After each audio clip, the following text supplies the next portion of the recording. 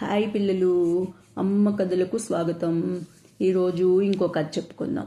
ఆ కథ పేరు ఏంటంటే సందేహ నివృత్తి అనమాట. ఈ గుండు భీమన్న ఉండే గ్రామంలోనూ ఒక శ్రీమంతుడు ఉండేవాడనమాట. ఆయన భోజన ప్రియుడు, అంటే ఆయనకి చాలా తిండి అంటే చాలా ఇష్టం అన్నమాట. అతనికి బోళ్ళంత డబ్బు ఉంది, కానీ పిల్ల జల్ల ఎవ్వరూ లేరనమాట, ఒంటరివాడు. అందుకని అతను ఏం చేశాడు, ఒక వంటవాడిని పెట్టుకుని వాడి చేత రుచికరంగా భోజనం అవి పలహారాలు అవి తయారు చేయించుకుంటూ 3 పూట్ల శుభ్రంగా తిని నిద్రపోవటం తప్ప ఆయనకి ఇంకా వేరే పని ఏమీ లేదనమాట. వాడు వంట చేసేవాడు కూడా అంతే, వాడికి కూడా అంతే, తిండి జాస ఎక్కువ అనమాట. శరీరం బాగా పెరిగిపోయి సోమరితనం కూడా, వాడికి కూడా సోమరితనం అలవాటు అయిపోయిందనమాట, ఆ వంటవాడికి కూడా. అందుకని వాడేం చేశాడు, వాడి కింద ఇంకొకరిని పెట్టుకోవటానికి, పని చేయటానికి ఒకరోజు ఈ బామ్మ ఇంటికి వచ్చాడనమాట. ఎవరు, ఈ భీమన్న వాళ్ళ బామ్మ ఇంటికి వచ్చి, బామ్మ నేనేమో పలానా వాళ్ళ ఇంట్లో వంట చేస్తూ ఉంటాను, పై పనులు చేయటానికి కుర్రవాడు కావాలి, మీ ఇంట్లో ఏంటి నీ మనోడు ఉన్నాడు అని చెప్పి తెలిసింది, ఎవరో చెప్పారు, నాతో పాటు పనికి పంపిస్తావా అని అడుగుతాడనమాట. అడిగేటప్పటికి ఆ బామ్మ అంటుంది, అలాగే పంపిస్తాను అని చెప్పి ఆ భీమన్నను పిలిచి, ఒరే ఇదేంటి, ఇతనేమో శ్రీమంతుల ఇంట్లో ఎవరింట్లోనో వంట పని చేస్తున్నట్ట, ఆ పై పనులు అవి చేయటానికి ఇతనికి సహాయంగా ఉండటానికి మనిషి కావాలి అంటున్నాడు, నువ్వు వెళ్ళి ఆ పనులన్నీ చెయ్యి అని చెప్పి పంపిస్తుంది అనమాట. వాడు, ఆ వంటవాడు ఈ భీమన్నని వాడితో పాటు తీసుకెళ్తాడు. ఈ శ్రీమంతుడు రోజు మధ్యాహ్నం భోజనం చేసేసి పడుకుని నిద్రపోతూ ఉంటాడనమాట. మళ్ళీ మూడు అయ్యేటప్పటికి మళ్ళీ వాడికి పలహారం కావాలి ఆ శ్రీమంతుడికి. అందుకని వంటవాడు మళ్ళీ పలహారం తీసుకొచ్చి మంచం పక్కన పెడితే అది తినేసేసి మళ్ళీ పడుకునేవాడు అనమాట. ఒక్కొక్కసారి ఏం చేసేవాడు, లేచి నా పలహారం పాలు ఏవి అంటే ఒకసారి తినేసేవాడు, మళ్ళీ నిద్రలో లేచి నా పలహారం పాలు ఏవి అని కేక వేస్తూ ఉండేవాడు అనమాట. ఎందుకంటే వాడు అంతకుముందు నిద్రమత్తులో తినేవాడు పలహారం, అది ఆయనకి జ్ఞాపకం ఉండేది కాదనమాట. అప్పుడు వంటవాడు అనేవాడు, ఇప్పుడే కదండి మీరు పలహారం చేశారు, కావాలంటే చూడండి ఆ ఎంగిలి పళ్ళమును, ఆ పాలు తాగిన గ్లాసు, మంచిని తాగిన లోట, ఇవన్నీ అని చెప్పి శ్రీమంతుడికి చూపించేవాడు అనమాట. ఓహో నేను తిన్నాను కాబోసు అనుకుని ఆ శ్రీమంతుడు మళ్ళీ పడుకొని నిద్రపోయేవాడు అనమాట. ఇలా ఈ యజమానికి అదే అలవాటు అనమాట. ఈ వంటవాడికి కూడా ఆయన ఎంగిలి పళ్ళాలు, లోట మంచం పక్కనే ఉంచేవాడు అనమాట. ఆయన అడిగినప్పుడు అవి చూపిస్తూ ఉండేవాడు. ఇలా కొంతకాలం గడిచేటప్పటికి ఈ వంటవాడికి కూడా బద్ధకం పెరిగిపోతుందనమాట. బద్ధకం పెరిగిపోయి ఏం చేస్తాడు, ఒక్కొక్క రోజు అసలు పలహారం చేయటమే మానేస్తాడనమాట. మానేసేసి ఆ ఎంగిలి పళ్ళెము, ఆ లోట అవన్నీ తీసుకొచ్చి యజమాని పక్కన పెట్టేసేసి ఆ యజమాని మూతికి కాస్త చక్కెర నెయ్యి రాసేసి వెళ్ళి మళ్ళీ వాడు కూడా నిద్రపోతూ ఉండేవాడు అనమాట. యజమాని నిద్రలో లేచి, ఒరే పలహారం పాలు తీసుకురారా ఎక్కడా అని అడిగేటప్పటికి వాడు గబగబా వచ్చి, ఆ పలహారం చేశారు కదండి అని జవాబు చెప్తూ ఉండేవాడు అనమాట. ఈ యజమాని ఆ ఎంగిలి పళ్ళాలు, లోట అవన్నీ చూసి ఆ పేదాలు ఒకసారి మళ్ళీ నాలుగుతో తడుపుకొని, అవును తిన్నాను కదా నేను అని చెప్పి మళ్ళీ అనుకొని మళ్ళీ నిద్రపోతూ ఉండేవాడు అనమాట. అయితే ఈ గుండు భీమన్న ఇతనితో పాటు నౌకరీకి వచ్చాడు కదా, ఆ నౌకరీకి వచ్చిన రోజుని వంటవాడు పలహారం చేయటానికి బద్దకించాడనమాట. బద్దకించి వాడు ఏం చేస్తాడు, కొన్ని ఎంగిలి పళ్ళాలు, లోటా తయారు చేసి ఆ భీమన్నతో చెప్తాడు, ఒరే ఈ పళ్ళెంను లోటా తీసుకెళ్ళి ఆ యజమాని మంచం పక్కన పెట్టేసి ఈ చక్కెర నెయ్యి తీసుకెళ్ళి అతని పెదవుల పైన రాసేసి, అతను గుర్రు పెట్టి నిద్రపోతూ ఉంటాడు, లేవడు, నీకేం భయం లేదులే, నేను చెప్పినట్టు చెయ్యి అని చెప్పి మళ్ళీ పడుకొని నిద్రపోతాడనమాట వాడు కూడా. అయితే సరేనని చెప్పి భీమన్న ఏం చేస్తాడు, ఆ ఎంగిలి పళ్ళెము, ఆ లోటా తీసుకెళ్ళి ఆ యజమాని మంచం పక్కన పెడతాడనమాట. పెట్టేసి ఆ నెయ్యి చక్కెర పెదాలకి రాయమన్నాడు కదా, ఆ పెదాలకి రాద్దామని వీడు ట్రై చేస్తాడు. కానీ పెదవుల పైనేమో మీసం ఉంటుంది, ఆ మీసానికి రాయాలా, ఆ మీసం పైనేమో ముక్కు ఉంది, ముక్కుకు రాయాలా, దేంటి పెదాలకి రాయాలంటే మీసం అడ్డొస్తుంది, మీసం పైన ముక్కుకు రాయాలా, కానీ అతనేమో పెదాలకి రాయి అన్నాడు. ఇప్పుడు మళ్ళీ నేను వెనక్కి వెళ్ళి ఆ వంట ఆయన్ని అడిగితే ఆ వంట ఆయనకి కోపం వస్తుందేమో, నన్ను తిడతాడేమో అని ఇలా ఆలోచిస్తూ ఉంటాడనమాట భీమన్న. ఆలోచించి ఏం చేస్తాడు, నేరుగా ఆ యజమాన్నే లేపేస్తాడు నిద్రలేపి, అయ్యా దీన్ని మీ పెదవుల పైన రాయమన్నాడు వంటవాడు, మరి మీసాలకి రాయమన్నారా ముక్కుకు రాయమన్నారా అని డైరెక్ట్గా ఆ యజమాని అడుగుతాడనమాట. ఆ యజమాని అడిగేటప్పటికి ఆ యజమానికి నిద్రమత్తులో లేపుతాడు కదా, ఏమిట్రా రాసేది, నా పలహారం ఎక్కడ్రా అని అడుగుతాడంట. వాడికేంటి, నిద్ర మెలకు రాగానే పలహారం తినటం, పలహారం తినగానే మళ్ళీ నిద్రపోవటం, ఇదే అలవాటు వాడికి. అందుకని వీడిని లేపగానే ఏది పలహారం ఏది అని అడుగుతాడనమాట. పలహారం లేదయ్యా, అందుకే ఈ ఎంగిలి పళ్ళాలు లోటా తయారు చేసి మీ మంచం పక్కన పెట్టాను, ఈ నెయ్యి చక్కెర మీ పెదాలకి రాయమన్నాడు అంటాయినా, పెదవుల పైనేమో మీకు మీసాలున్నాయి, దానిపైనేమో ముక్కు ఉన్నది, దీన్ని మీసాలకు రాయాలో ముక్కుకు రాయాలో తెలియక తవరనే అడుగుదామని మిమ్మల్ని లేపాను అని భీమన్ అంటాడనమాట. అనేటప్పటికి ఇదంతా ఏమిటో అసలు ఆ యజమానికి ఏమీ అర్థం కాదు. పలహారం చేయకపోవటం ఏమిటి, ఎంగిలి పళ్ళాలు తెచ్చి మంచం పక్కన పెట్టడం ఏమిటి అని యజమాని చిరాకు పడి గట్టిగా అడుగుతాడనమాట. ఏమిటి అసలు నువ్వు చెప్తుంది ఏమిటో నాకు అసలు ఏమీ అర్థం కావట్లేదు అని గట్టిగా అడుగుతాడనమాట. అడిగేటప్పటికి అదేంటి అయ్యా, తమరు నిద్రలేచి పలహారం తెమ్మని అడుగుతారు కదా, అప్పుడు ఈ పలహార పళ్ళెము ఈ లోట ఇవన్నీ చూపించమని నాకు వన్ టైం చెప్పాడు అని చెప్తాడనమాట. చెప్పేటప్పటికి అప్పుడు ఈ యజమానికి అర్థమవుతుంది, ఆహో వంటవాడు ఈ విధంగా నన్ను తరచూ మోసం చేస్తున్నాడు అని ఈ యజమానికి అర్థమైపోయి వంటవాడిని గుండు భీమను కూడా నానా తిట్లు తిడతాడనమాట. అప్పుడు ఇంకేం చేస్తాడు, ఈ వంటవాడు ఏం చేస్తాడు, ఆ గుండు భీమన్ని బాగా తిట్టి తన్ని, నువ్వు నాకు చేసిన నిర్వాకం చాలే, నీకు పని లేదు గిని లేదు, వెళ్ళిపో అని చెప్పేసి ఆ పనిలోంచి వాడిని వెళ్ళగొట్టేస్తాడు. ఈ గుండు భీమన్ ఏం చేస్తాడు, అయ్యో నేను నిజం చెప్పినా సరే నాకు ఇలా జరిగింది అని చెప్పి వాడు కూడా తన దురదృష్టాన్ని తిట్టుకుంటూ ఇంటికి వెళ్ళిపోతాడనమాట. మనం ఇంకో కథ కూడా చెప్పుకుందామే ఇందులోనే. ఇంకో రోజు ఏం జరుగుతుందో, ఈ గుండు భీమన్న ఇంకేం చేస్తాడో ఘనకార్యాలు అది చెప్పుకుందాం. ఈ కథ పేరేమో కష్టార్జితము అనమాట. అదేంటంటే, ఈ గుండు భీమన్న అక్కడ పని మానేశాడు కదా, పని మానేసిన తర్వాత కొన్నాళ్ళకి మళ్ళీ ఏం చేశాడు, షావుకారు, బస్తీలో ఒక షావుకారు ఉండేవాడు అనమాట. ఆ షావుకారు దగ్గర ఆ పని కుదురుతాడు. అతను ఏం చేస్తాడు, ఆ షావుకారు గుండెకి నిండా నూనె కొని దాన్ని గ్రామానికి తీసుకొని బయలుదేరుతూ ఉంటాడనమాట. అయితే ఈ గుండు భీమన్నకి ఏం చేస్తాడు, ఈ నూనె గుండిగని నెత్తి మీద పెట్టుకొని రా అని చెప్పి ఆ గుర్రం మీదేమో ఈ యజమాని షావుకారు వెళ్తూ ఉంటాడు. ఈ గుండు భీమన్నేమో గుర్రం వెనకాలే ఆ నూనె గుండిగని నెత్తి మీద పెట్టుకొని నడుచుకుంటూ వస్తూ ఉంటాడనమాట.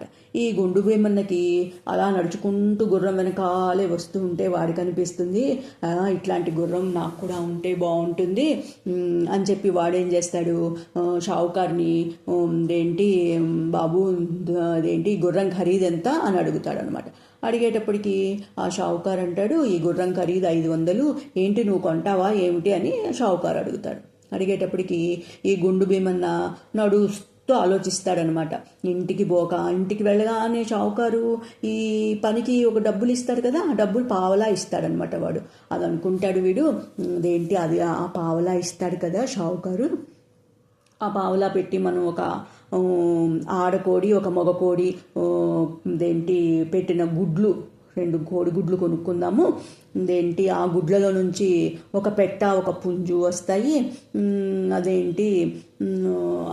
అవేమో అలా చాలా గుడ్లు పెడతాయి కదా, వాటన్నింటి నుంచి కోళ్ళు వస్తాయి, ఆ కోళ్ళన్నీ మళ్ళీ గుడ్లు పెడతాయి, అవి మళ్ళీ మనం మళ్ళీ వాటిల్లోంచి మళ్ళీ పిల్లలు వస్తాయి, ఇలా అవన్నీ పెద్దవైన తర్వాత అవన్నీ అమ్మితే 100 రూపాయల దాకా వస్తాయి మనకి. ఆ డబ్బులన్నీ పెట్టి గొర్రెలను కొనుక్కుందాము, ఆ గొర్రెల్ని కొంతకాలం మేపిన తర్వాత అవి అమ్మితే మనకి 500 రూపాయలు ఈజీగా వచ్చేస్తాయి, ఆ డబ్బు పెట్టి అప్పుడు మనం గుర్రాన్ని ఎక్కి దౌడు తీయచ్చు అని చెప్పి వీడిని లెక్కలు వేసుకుంటూ ఉంటాడనమాట. ఆ గుర్రం వెనకాల వెళ్తూ ఈ గుండు భీమన్న నూనె గుండిగని పట్టుకున్నాడు కదా, 2 చేతులు తల మీద పెట్టుకుని 2 చేతులు పట్టుకున్నాడు కదా, వీడేం చేస్తాడు, ఇలాగ ఆలోచిస్తూను ఆ చేతులు వీడు దౌడు తీయటానికి గుర్రాన్ని చల్ చల్ మన అనాలి కదా, కళ్ళె తాళ్ళు లాగి పట్టుకొని అలా నటిస్తూ ఎగురుతూ పరిగెత్తుతూ ఉంటాడనమాట.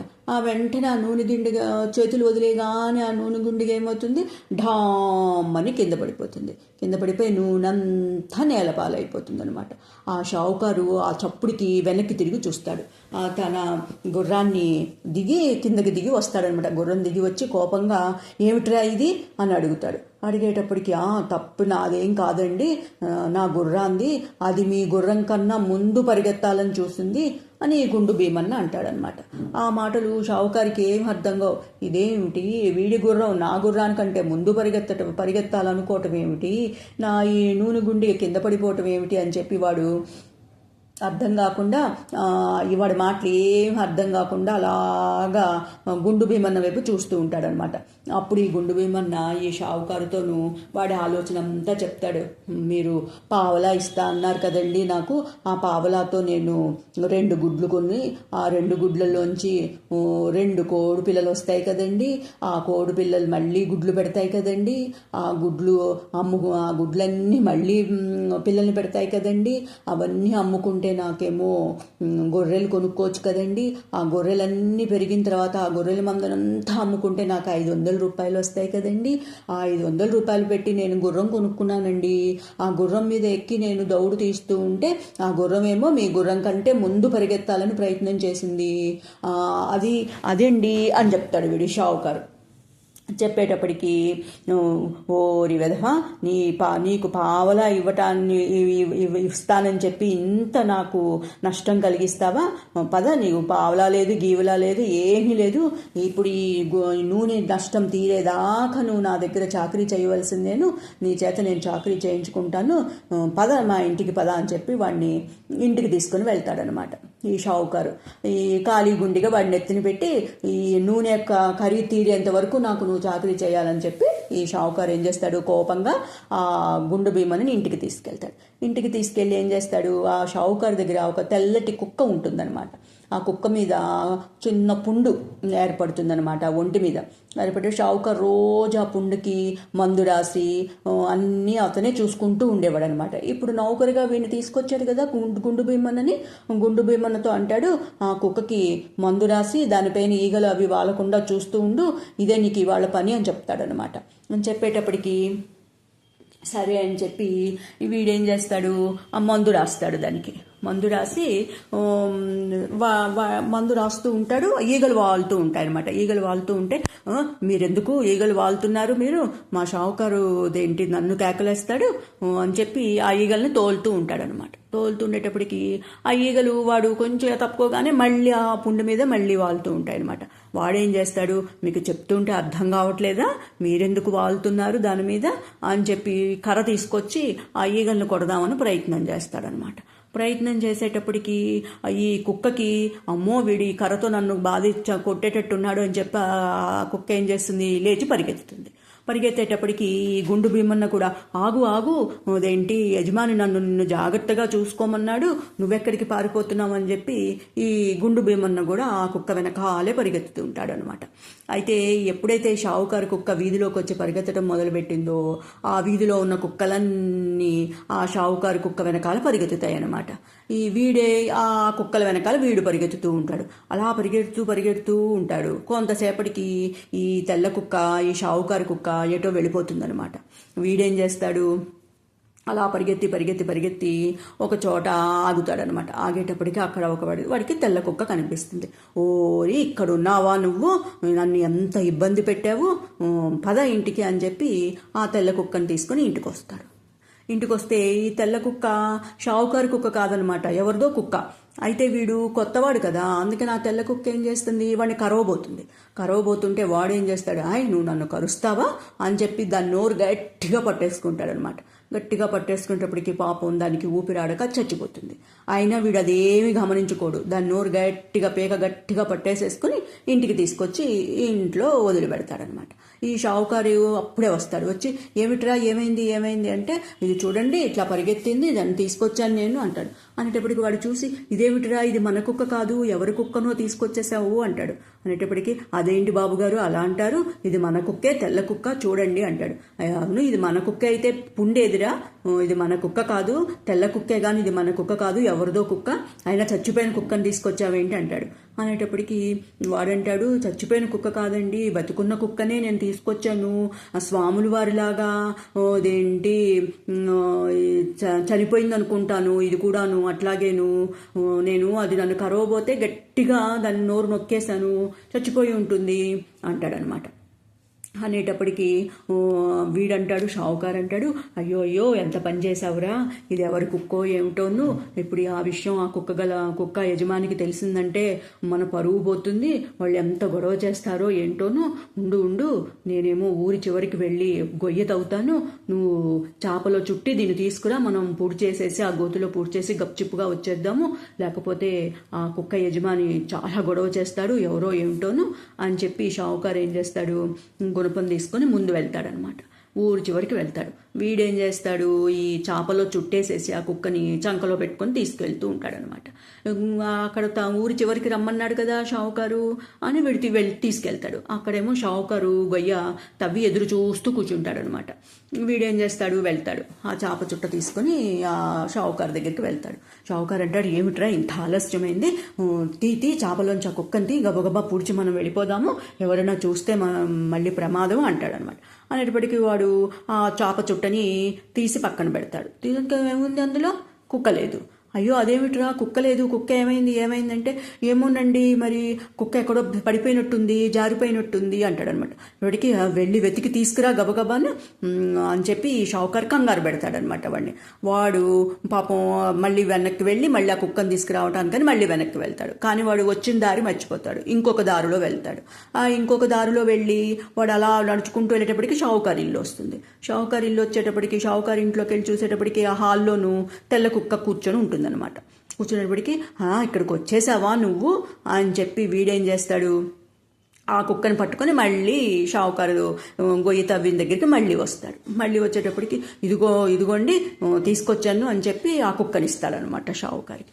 ఇచ్చేటప్పటికి ఇదేమిట్రా, ఈ కుక్క బతికే ఉంది, ఇది మన కుక్క, ఇదిగో చూడు దీని ఒంటి మీద పుండు ఉంది, మన కుక్కని తీసుకొచ్చావేమిట్రా అంటాడు. అనేటప్పటికీ వీడంటాడు, అదేంటండి అప్పుడెప్పుడో స్వాములు వారు అదేంటి పాముగా అయిపోయి మళ్ళీ చచ్చిపోయి మళ్ళీ స్వాములు వారిగా అయిపోయారు, అలాగే ఇది కూడా అనుకుంటాను, ఏంటి చచ్చిపోయి మళ్ళీ బతికినట్టుంది అని చెప్పి అంటాడనమాట. అనేటప్పటికీ నీ తెలివి తెల్లారినట్టే ఉంది, ఇది మన కుక్క, అదేంటి ఆ చచ్చిపోయిన కుక్క ఎక్కడో వదిలేసేసి వచ్చావు నువ్వు, అది ఎక్కడో పడిపోయింది అని చెప్పి వీడు షావుకారు కంగారు పడతాడనమాట. కంగారు పడి వెళ్ళి ఇంకోసారి వెతుకు ఆ కుక్క ఎక్కడుందో ఏమిటో తీసుకురా అని చెప్పి మళ్ళీ పంపిస్తాడనమాట. మళ్ళీ పంపించేటప్పటికి వీడు ఈసారి కరెక్ట్గా అదే రూట్లో వెళ్తాడనమాట. ఫస్ట్ టైం వచ్చిన రూట్లోనే వెళ్తాడు. వెళ్ళేటప్పటికి అక్కడ బోల్డ్ మంది జనాలు ఈ చచ్చిపోయిన కుక్క చుట్టూ మూగి ఎవరోదో కుక్క చచ్చిపోయింది, ఎలా చచ్చిపోయిందో ఏమిటో అని వాళ్ళల్లో వాళ్ళు ఒకళ్ళు